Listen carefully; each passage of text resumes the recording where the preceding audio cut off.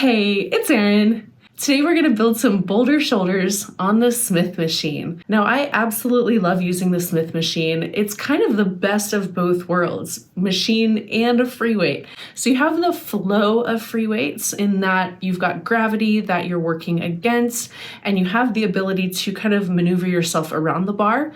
But you do have the stability of the bar being in a fixed plane, which can offer a lot of benefits, especially when it comes to improving mind-muscle connection and kind of taking out some of those stabilizer muscles that you would be using with free weights. So you can focus on lifting the weight just a little bit more versus stabilizing yourself. Now, with this particular workout, I'm working on a Smith machine that is vertical. So you've got the track that is completely up and down, and the bar weighs, I think, about 15 pounds. So if you have a Smith machine that's set at a slight angle, I'll give you some suggestions as far as how to make some substitutes and perhaps look to other exercises, because the Smith machine on an angle may not be what you're looking for some of these exercises. And also, if you have a dinosaur of a Smith machine and the bar weighs like 65 pounds, you're probably not going to be able to do those lateral raises unless you're the Hulk. Now, I have to also say that if someone is waiting on that Smith machine, please let them either work in or don't monopolize the machine. So you have those couple of options. Gym etiquette is always first and foremost, as it helps all of us make some good gains. So without further ado, let's go work on some boulder shoulders. Let's get into this workout. Our first exercise is the Z press. Now, if you're interested in really boosting your shoulder health, mobility, and overhead pressing strength, along with core strength, this exercise is for you. Now, I'm going to sit almost directly under the bar, a little bit behind, so I can allow that bar to travel in front of my face. Now, I'm gripping the bar at about 1.5 times shoulder width. You can really experiment with your hand grip to see what feels right. I typically will settle on that 1.5 times. Now I've got an overhand grip and I've wrapped my thumb around the bar also. And you want to make sure you keep your core nice and tight. You have your legs extended out in front of you. This is going to help a lot with balance. And as you lower the bar, you want to think about bringing your upper body back just a little bit, keeping that core tight all along. And you want your elbows under the bar. Keep those wrists straight. Go nice and slow on the eccentric or negative. Pause for just a moment at that mid-rep point, and then you can explode upwards with a little bit more speed. Now here you're looking at 3 to 5 reps, really depending on what your goals are. Next, we're moving on to the wide grip upright row. Now, if you have any wrist issues or shoulder issues, you'll find that the wide grip upright row is a lot kinder to your wrists and your shoulders. Now here, I'm starting with a grip that is about 2 times shoulder width, and I'm using an overhand grip, wrapping my thumb around the bar.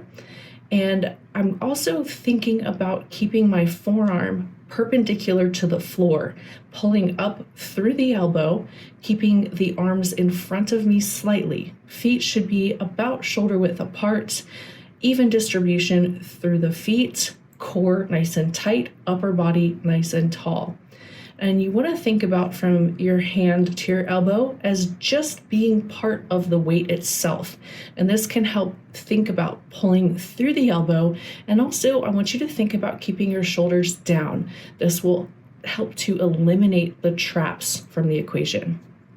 All right, next we're moving on to the inverted row, and this is going to be rear delt focused. Now for this exercise, you want to think about placing the bar right at about hip height. And I'm going to get under the bar, and I'm going to make sure that that bar is directly over my chin. So it's going to be a bit higher than it would for your traditional inverted row, because we are working rear delts here. Now I've got the overhand grip, and I am not wrapping my thumb around the bar for this one, as this can help take the biceps out of the equation. So we're really trying everything to just focus on those rear delts. As you pull yourself up to the bar, think about keeping your elbows up. If you allow your elbows to come down, your lats, which is a much larger and stronger muscle group, is going to take over. We really want to focus on those rear delts. And you want to think about 3 sets of as many reps as you can do and work on just building strength as you go. Next exercise is the short lever lateral raise. Now, this exercise can take a bit of getting used to, and with the bar being about 15 pounds, I am going to just start with an empty bar. Now, if your Smith machine is at an angle, I would say probably just add some plates here and just do plate lateral raises or dumbbell lateral raises, as the angle is not really conducive for those lateral raises. Now, what you want to do is you want to make sure that this bar is right up against your forearm, and you want to have your palms facing down. Nice solid foundation to work from. So feet are going to be at about shoulder width. They can be a little bit more narrow. Almost think about working with the bar. Or as you raise your elbow up, think about pushing that bar up versus pulling up. And this is also going to help keep those traps out of the equation. And as with any single arm or unilateral exercise, you want to think about starting with that non-dominant side and let that dictate the number of reps that you do on the dominant side. This can help really even things out. And then again, make sure that you're doing the exercise evenly from left side to right side. This is going to help even out any asymmetries. You can also use a towel against your forearm if you feel that the bar is a little too rough. But typically you're going to be using lighter weight, and it's a really good idea to be able to feel the weight here. Lastly, we're moving on to a sideways single arm press, and we're going to be using a neutral grip here. I'm in a lunge position and want to make sure that my body is a little bit away from the bar, and this is going to allow me full range of motion.